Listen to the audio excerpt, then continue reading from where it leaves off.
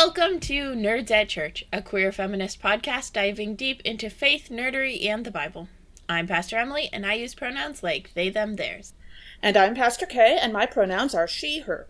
In this episode, we'll discuss the Daughters of Zelophehad and collective power. The story of the Daughters of Zelophehad does not come up in the lectionary or really in non-scholarly media at all, because sexism. Pretty much. So instead of giving you non-existent connections to them, we'd like to give our Patreon supporters a shout-out in this episode, because without you, this podcast would not be feasible. So thank you so much to Bridget Watley, Pace Warfield, Lowell Chilton, Paul Bennett, Pastor Eric L. Bodenstab, Andrew Walker, Sojin, and Elizabeth P. You guys make our day every day. Thank you. For sure. If you want your name on that list, you can become a Patreon supporter for more content and your name on the list at patreon.com/nerdsatchurch. And check out the episode description for any links to references we make in this episode. And now we begin. So our overarching theme for this episode is collaboration and collective power. All of our heroes are very much not isolated in what they do. And I particularly love it. Our biblical heroes, some of the earlier times that I was learning about them was in the context of community organizing. And so I really love them for that aspect, but also all three of our heroes work with others and have a deep-rooted sense of community, and not just community support, but also community accountability and responsibility for their community, which I think is really beautiful. Yeah. And with this theme, we're pushing back against the idea that a hero has to work alone, or that they have to do everything themselves. Mm-hmm. Yep. That is, we've talked about it, I think, a little bit before. MLK is one of the clearest examples of that since his assassination, he has been painted as the one leader of all the things. And when we let that happen, it makes it harder for any of us to think that we could be heroes, that we could lead, that we could resist. And so that's a huge part of why we push back the way that we do on isolation versus collective work. Yeah. So, our first supporting hero today, our hero from history, is Wilma Mankiller. She lived from 1945 to 2010, and she was the first woman president of the Cherokee Nation. She was born the middle child of 11 children in Oklahoma to a Cherokee father and a white mother, and she grew up on her family's land allotment in Oklahoma, where she had a lot of connection to her father's Cherokee heritage and family, but they also lived in extreme poverty while they were there. So when she was 11 years old, she and her immediate family moved to San Francisco, California, in the hopes of better job prospects for her parents, and also to be nearby to her mom's mom, who was living in the area at the time. And she experienced racism in the school system and disconnect from her heritage and community in this area, and so she spent a year living with her mom's mom at that point in order to get her confidence back, and then went back to the public school system and rejoined her family after that. And she graduated high school and met and married her husband, who was from Ecuador. They had 2 daughters together. And after her daughters were born, Wilma enrolled in a local junior college, and she enjoyed school kind of for the first time, because she really hadn't enjoyed high school because of all that racism involved. But now she got to just take the classes that interested her, and so she really bloomed academically. And this is where she was also introduced to the concept of activism for the first time, because she was attending classes during the events of the occupation of Alcatraz by the local Red Power movement at the time. And she learned organizational and paralegal skills while she was there. And so after this, she became a social worker and worked as a social worker for several years. And she worked with multiple local Native American organizations before eventually moving back to Oklahoma with her mother and her daughters after her father had died and she and her husband had gotten a divorce. And when she was in Oklahoma, she finished her bachelor's degree and she started grad school through the University of Arkansas. And she was involved in a serious car accident in 1979 that also actually killed a dear friend of hers.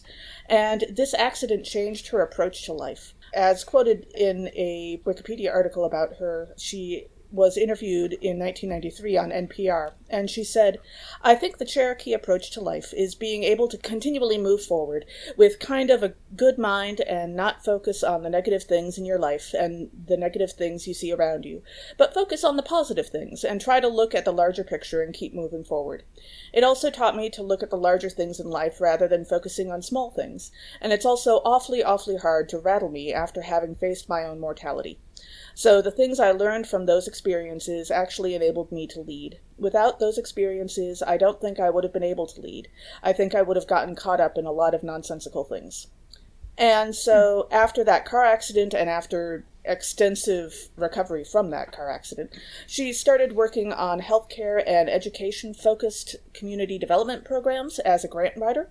And during this time, she raised millions of dollars over the next few years. And because of her hard work, she came to the attention of the then president of the Cherokee Nation, who was named Ross Swimmer. And he eventually asked her to be his running mate, despite the fact that they belonged to different political parties. He was a Republican and she was a Democrat. And she faced serious issues while running with him, including violence due to cultural sexism, as traditionally Cherokee women did not hold official offices or titles.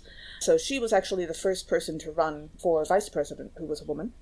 And this is all despite the fact that women were the center of the familial organization in Cherokee culture, but the sexism she faced was serious. The system that exists now in the contemporary Cherokee Nation is different from the ancestral Cherokee Nation, where there's not just the center of familial organization, but there were particular roles for women, but the ways that settler colonialism has influenced and harmed Native people cannot be understated. And one of the ways that's not as lifted up is the ways that it brought sexism full force into communities and tribes. Yeah, as I was reading about her first election, it kind of sounded like she didn't really have enough time to explain to people that the reason why they were being so sexist about this was because of white people. But she was actually making that argument at the time. So anyway, she and Ross Swimmer barely won that first election, and she was the deputy chief of the Cherokee Nation for 2 years, or the vice president. Their terms, I think, are used interchangeably. And after 2 years, Swimmer left the presidency to take a position in the United States federal government, and she became president for the rest of his term, which was less than a year. And during that time, she also remarried, and then she went through her first election for president, under her own name, and she narrowly won that election, again, making that argument about how the sexism in our culture is not from us, it's from white people, basically. And that first election also involved a court case over a recount of the vote. That is what eventually won her the election. And her early program focus as president was again on healthcare, education, and similar social services due to cuts made by the Reagan administration. And wow, did she have lengthy opinions about the Reagan administration? Don't we all? But later on, she got more into economic development, it sounds like, and while she was initially concerned about the tribe using gambling parlors as a revenue source, she eventually came around to the idea, and that became a significant revenue source for the Cherokee Nation. She also dealt with a major lawsuit about water and mineral rights over the Arkansas River during her first term, and there was also a disagreement with another tribe about state taxes, and just continual disagreements with the federal government about tribal self-governance, and she worked extensively with other tribes on that subject as well. And for that matter, she also had many health struggles while in office and throughout her life, not all of which stemmed from that one big car accident, but some of them did. She won her second election to the presidency in a landslide. It was over 80% of the vote that she received. She had no trouble being reelected at all. Fantastic. And she, at that point, also met with the Bush administration about Native rights, because this administration was much more open to hearing directly from the tribes than Reagan's administration had been. And the lawsuit over the Arkansas River continued and was a major focus of her second term as well. And she also revived a boarding high school for Native girls. This was not one of those Indian boarding schools that you've heard about. This was a boarding school that had been started and funded and run by the tribe itself. that focused on providing resources for Native girls. And it had had to shut down due to money troubles, but she brought it back.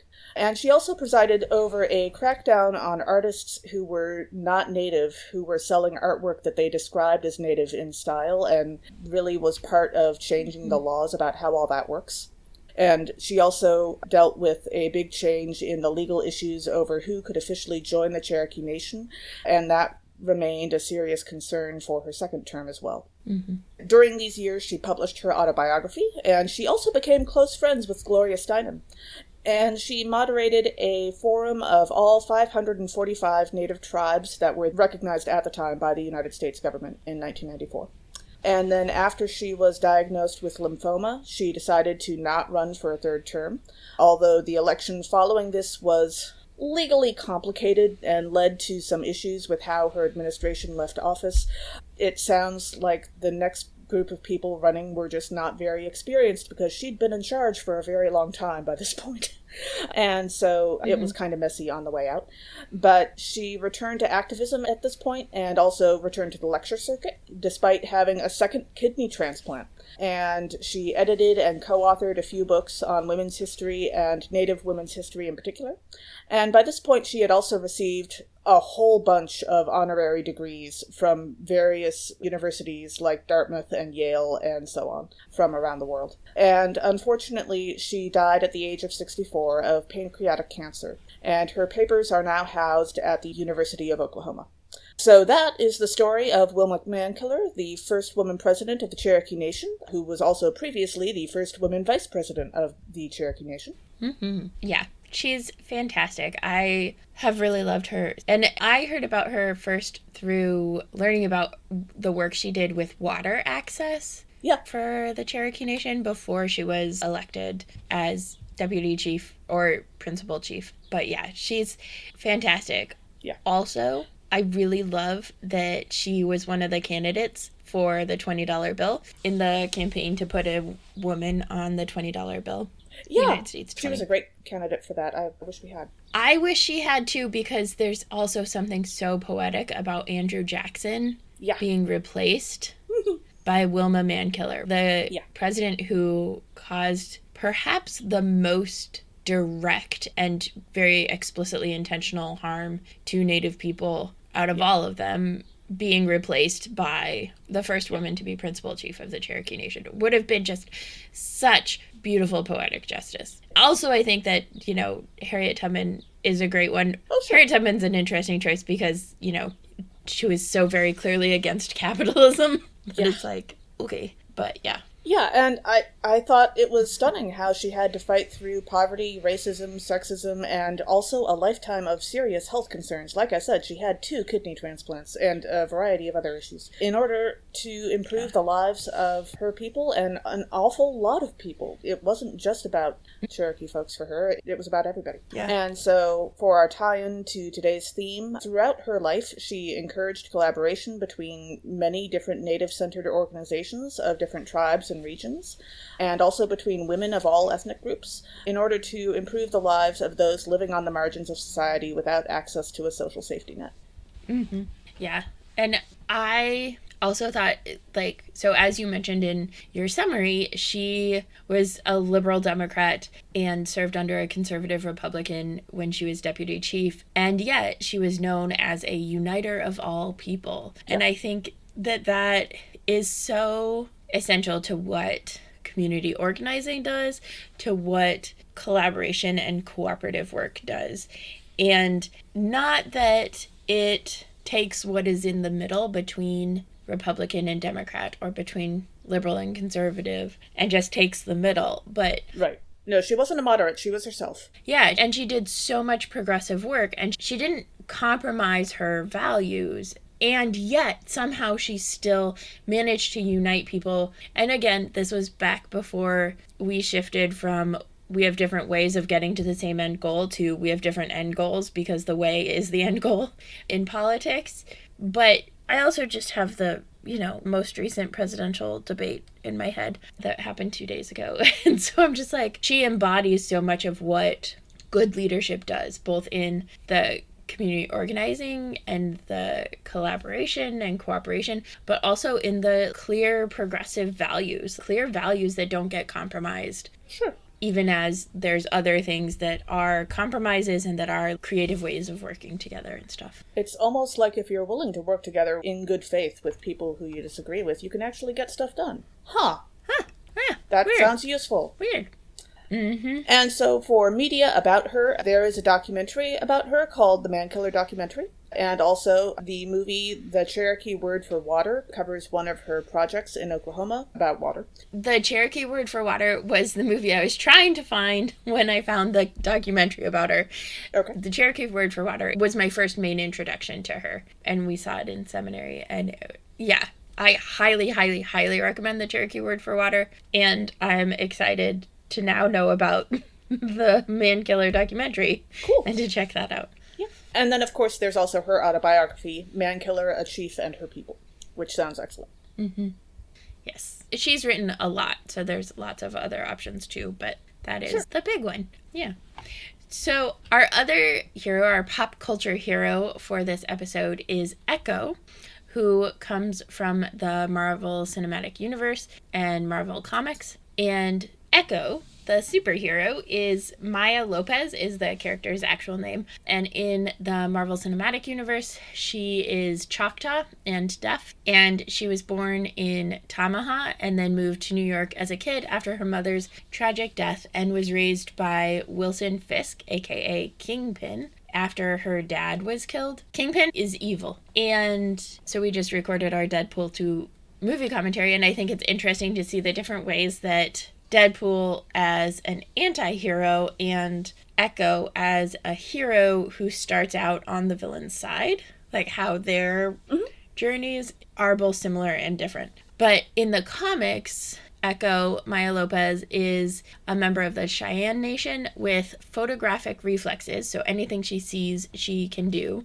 and she's an expert in piano. And in the comics, she was the first to take on the mantle of Ronin while hunting down organized crime members, and then later works with New Avengers. And she is deaf in the comics and in the movies and in the cinema stuff. And in the comics, she does not speak audibly. In the shows, she sometimes does. And she likes Pop-Tarts and cookies from the Levian Bakery. And in the comics, she has a white handprint that covers part of her face. That's part of how her echo shows up, which is very reminiscent of the red handprints that are used to raise awareness for missing and murdered Indigenous women, girls, and Two-Spirit people. Yeah. And so then she debuted on TV in Hawkeye, and then stars in her own spin-off of Echo. And the comics were created by David Mack, who was influenced by his Cherokee uncle in creating the character, and Joe Quesada, who was the artist, and first appeared in Daredevil number 9 in 1999, and was thought of kind of as a counterpoint to Daredevil, who's blind and so experiences the world primarily through auditory stuff, and so she, because she is deaf, experiences the world primarily through visual stuff. And so that was part of the background to her being created. Her powers include photographic reflexes, ancestral communication, which is where the echo comes from, that she is an echo of all of her ancestors, enhanced strength, memory recall, where she can actually remember things that her ancestors experienced, and healing. She also has a bazillion abilities in terms of fighting, and including knowing how to sew up injuries and stuff. And she is multilingual. She understands and communicates in English and in Choctaw and in sign. And she is played by Alaqua Cox, who is a Menominee and Mohican deaf actress with a partial leg amputation. And her younger self is played by Darnell Bessa, who is actually Cox's maternal cousin, which is really cool. And I love Echo and the way that she has her own journey of realizing who is evil and who is good, and the complicated nature of her relationship to her extended family when she is moved away from them, but also the complications of a family who doesn't approve of her dad, who's tied up in crime and in like mafia type crimes, which get her mother killed. And so the distance, right? The distance and the pain and all of the stuff that goes into how they navigate those familial relationships, which is... Sure. Yeah. And so Echo is known for working with Kingpin and the power that echoes through the ancestors and the power to heal, like her mom had. So does she heal herself or does she heal other people? Or both? I think both. I know she can heal other people. Sure. And I think she can also heal herself, but there's one scene in the show where she's talking to her mom after her mom has died, and her mom is talking, and there's an emotional healing, right? Like, it's not just physical healing, because she actually like starts to heal Kingpin emotionally, and he walks away, and so we don't know if she finished or not, but there's a sense when she's talking to her mom about the healing that, like, there is a healing that needs to happen for her. And she gets to the point where she's doing that healing. But it's hard to know if it's her mom. I think she can heal herself because the ancestors can heal her, right? Okay. And there's that connection because they echo through her. Sure. But, yeah, so I think she can heal both herself and other people. Part of what is really unique about her is that she is deaf. She's one of the few deaf characters in comics, and specifically deaf superheroes in comics. And I love that she is played by a person who is native and deaf and disabled. Yeah. Instead of, like, there's so much where, I mean, the movement among disability rights and disabled communities of let disabled people play disabled people. Yeah. And there's so many people who are like, oh, we can't do this because of this or that or the other terrible reason. And this is a great example of, no, you can. You're choosing not to. And I think that the show is better specifically because Alaqua Cox is playing Maya and because she is deaf and because she does have a partial leg amputation. That makes it so much more realistic and so much deeper and richer of a character and of a show. Yeah. And I also love that they introduced her on Hawkeye's TV show because he is deaf and or hard of hearing, depending on which timeline you're in the comics. Yeah. And giving her a direct tie like that to another character with the same disability is important and also really rare to find in pop culture. So often people with a particular disability are the unicorn of their neighborhood, and you never meet anyone else who's in the same situation. Yeah, I watched Echo before I watched Hawkeye. So it was really fun to watch the whole of Echo and then go back and watch Hawkeye and watch their timelines and their stories weave together, knowing what comes after it. It was just a really cool tie-in. And yeah, the spaces where they speak in ASL to each other and all of that stuff is really cool. Yeah. Yeah. Also, there's one point where Echo says to Kingpin about her ancestors, they're in my blood, in my heart. I'm a part of them, and they're a part of me. I'm their legacy, not yours. And this gets into the tie-in to today's theme, right? That she was taken away from her community, and she lived so much in isolation. And so much of how Kingpin raised her was isolated, was just her and him and an interpreter who eventually was killed because they couldn't let him know all the things. But there's so much isolation in that, and she doesn't start to really come into her own until she is recognizing her connection and reestablishing her connection to her family in Tamaha and her connection to other people outside of just like Kingpin and her, which is really cool. And the other big tie-in and part of why I was so excited about her with this theme in particular is there's this point, and this is spoilers if you haven't seen the whole series. This happens towards the end of the series, but she has left and gone back to her hometown and has noticed the ways that her hometown is being manipulated by the various mafia and stuff.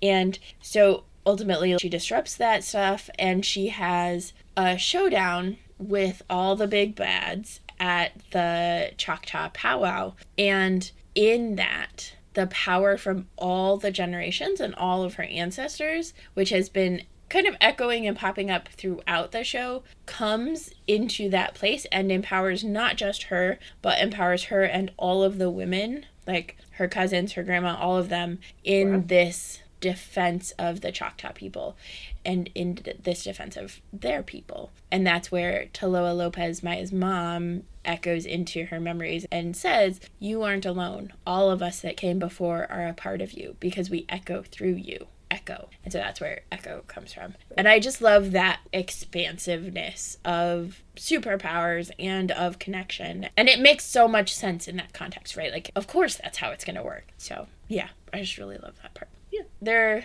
are a couple main media ways for you to check out Echo. Her first, solo comic series, where it's just about her, is Phoenix Song Echo. So if you want to dive deeper into her in a comic sense, that's a great way to do it. Otherwise, the show Echo, which is on Disney Plus, is great. And then looking at Daredevil in the comics or Hawkeye in the cinematic sense, both have her getting tied in with other characters and getting tied in with other disabled superheroes, which is really cool. So great. All of those are great options for more media about Echo. Echo, yeah. Echo, Echo. Wonderful. And then our main hero for today's episode are the Daughters of Zelophehad, Mahlah, Noah, Hoglah, Milcah, and Tirzah. And one of the interesting things about them, you've heard us talk about how women are often not named in the Bible. All but one time that the Daughters of Zelophehad are name-checked in the Bible, they are actually individually named by their names. It's not just the Daughters of Zelophehad, but they are listed individually. And so that's quite unusual. Yeah, we're worse at naming them outside of the Bible, like in conversation, than the Bible is, which is rare. Yeah, that's pretty unusual. I love Mahlah, Noah, Hoglah, Milcah, and Tirzah. They're my favorites. Some of my favorites. Absolutely. And so we'll link you to a brief encyclopedia article from the Jewish Women's Archive about them, and also you can find the beginning of their story in Numbers chapter 27, verses 1 through 11. So what is their story? Well, a man named Zelophehad, as you might have guessed, had 5 daughters, named Mahlah, Noah, Hoglah, Milcah, and Tirzah. And he also had no sons. And so he died while the Jewish people were traveling the wilderness with Moses after leaving slavery in Egypt. And because he had no sons, Moses assumed that his property should go to his brothers. But the daughters of Zelophehad, Mahlah, Noah, Hoglah, Milcah, and Tirzah, objected to this and said that they should inherit because they didn't have any brothers to look after them. And so Moses asked God, which seems like a reasonable option, like when in doubt, check with God, sure. And God said, the women are right, and then specifically established that the order of inheritance was first to sons, then to daughters, then to brothers, then to fathers' brothers, and if there weren't any of those, you looked for the nearest kinsman, and that person would inherit. Mm-hmm. And so then, because that would be too simple and easy, the women's male relatives objected and said that when they married out of the tribe, their inheritance would go with them and their father's inheritance shouldn't leave the tribe. And it's important to note that one of the things that was unique is that Mahlah, Noah, Hoglah, Milcah, and Tirzah's father, Zelophehad, had died but had not been part of the generation that rebelled against God. So his death was a normal death, I guess. Yeah. And so Moses made the women agree to not marry outside of their tribe, and then still didn't give them their inheritance. And so later in Numbers 36, the women have to go back to Moses and remind him, and again he still doesn't give them their inheritance. And finally, after Moses dies, they go to Joshua in Joshua 17, who inherited Moses' authority, and Joshua gives them their inheritance. And so there's this sense of continued pushback that they receive just from inaction from particularly Moses, which I have feelings about. Yeah. But they have a very lasting impact that is fantastic. So they actually changed the inheritance laws, as Kay mentioned, but also they were used as a source for legal cases around inheritance in regular judicial systems outside of Judaism or Christianity, which is really cool because they literally had legal ramifications for us today, which is awesome. And they are also known because they just kept insisting. They kept going back to Moses. And because they kept insisting, they managed to change the rule not just for themselves, but for everybody. Mm-hmm. And they did it publicly. Yes. This is one of the things that I love most about them. They could have just gone to Moses quietly and said, "Hey, Moses, we make an exception. This is our unique situation. Please accommodate us." And then Moses could have decided. But instead, they go and they meet Moses publicly. So the whole community knows about it. And so then when Moses is like, "Well, I got to talk to God about it," then God says, "Duh, Moses, the women are right." There's this higher accountability and this greater communal accountability of Moses has to follow. And then when they go back to Moses and back to Moses and then to Joshua, like they have a basis because everybody knew what was happening at that time. Right. Yeah, I love the fact, first, that of course no one came up with the idea that a man from a different tribe marrying one of these women could just change which tribe he belonged to. That would be impossible. Mm-hmm. Only women can do that when they get married. That would be like men changing their last name when they get married.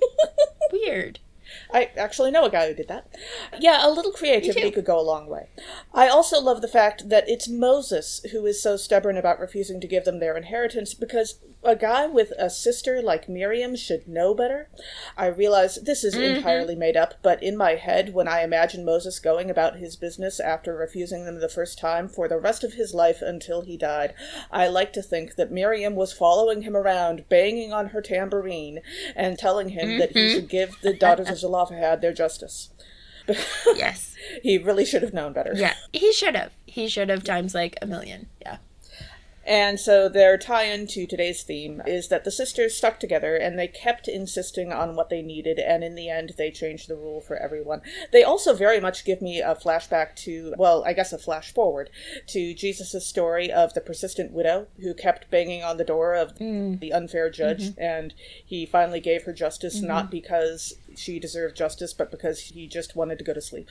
Yeah, yeah. I love that. And when I think of that scene that I described in Echo at the Choctaw powwow, it gives me Mahlah, Noah, Hoglah, Milcah, and Tirzah vibes, right? It is this is one, and the echo bounces for everyone. That power echoes through everyone, that the change echoes through everyone, and then echoes back, right? It's not just a one-way thing. Yeah. But I love that, yeah. Yeah. Other themes that tie in with all of these, a lot of what I think is interesting is the ways that indigeneity is a theme, a complicated one. Wilma Mankiller is Cherokee. Echo is, she's Choctaw or Cheyenne. And then the Daughters of Zelophehad, what we haven't said is they are part of a larger group of people who are invading a land and taking over an already inhabited land. Yes, but also they escaped slavery, not good. And they are a persecuted minority because all of the other countries around them want them dead. So, yeah, there's some intersecting issues there. Yeah. Well, yes, they escaped slavery, and there is a need for, like, okay, where are you going to live? You need a place. But their response to that and their interpretation of God's words is go kill all the people in the land and take it for your own. And it's complicated. And also, when we dig into the Bible, it's complicated because there is such deeply rooted liberation in the story of the Exodus up until the point they take over and they're tasked with genocide, right? Yeah. With colonization and wiping out the original inhabitants. And so it's complicated. It is a situation where there no doubt could have been another way to do this that did not involve destroying people or communities. That has happened in other ways, right? Before the nation of Israel came to be, Jewish people were living in the Middle East and in Palestine among Palestinians and speaking Arab, and it actually worked. And then this nation of Israel was created and became a power that pushed out Palestinians, that is currently working towards genocide against Palestinians, that changed the language that was required to be spoken, all of that stuff. So those echoes are echoes still today of conflict and complicated relationships, biblically and culturally. And also, I think the interaction of being part of a marginalized society and knowing how to collaborate on your work, those two things exist in concert together for good reason, because it's so often the people who are marginalized who have to learn how to collaborate in order to get things done. Yeah. Oh, for sure. For sure. And that's why divide and conquer is such a strategy, right? Yeah. If we can divide and conquer marginalized groups and keep them from working together, power can be maintained over them. But when marginalized communities work together, that's when the true collective power, right? When we have concern for each other, that is when our power is so much stronger. Yeah. And now for our Muppets moment. Yay! Okay. Which Muppet would you cast for which hero? Well, when I was thinking about Wilma Mankiller and being a Muppet, I was struck as I read through the story of her life and work, primarily by two characteristics. First, that she seemed to be a deeply organized person who was constantly surrounded by chaos. Just the constant stuff she was dealing with, constantly changing issues and forces. She seemed like a little island of competence and organization in the middle of this giant ocean of chaos. And then secondly, and this is me reading into her because I don't know this for sure, but I also get a certain amount of a sense of exasperation. Like, I've also spoken previously on how the older I get, the less irritated I am with Paul, the author of so many of the letters of the New Testament, because it seems like it's not so much that he hates other people, it's that he is exasperated with them and is thinking to himself, none of you are ready for any of this. And I definitely got that sense from Wilma Mankiller as she was trying to, herd these cats into these 4,000 different issues that she was trying to deal with. And so as I think about Muppets who are organized and also exasperated, I immediately went to Scooter, the stage manager of the Muppet Show. And I think that, if we're doing a gender-blind cast, I think he would make a lovely Wilma Mankiller for a large part of her work. I love that. Yeah. I was thinking about Mahlah, Noah, Hoglah, Milcah, and Tirzah, and the crowd around them when they are talking to Moses. And the crowd just struck me as the Yip Yips, where, like, when they first go to Moses, they're like, nope, nope, nope, nope, nope, nope. And then Moses goes to God, and then Moses comes back from God and is like, okay. And they're like, yep, yep, yep, yep, yep, yep, yep.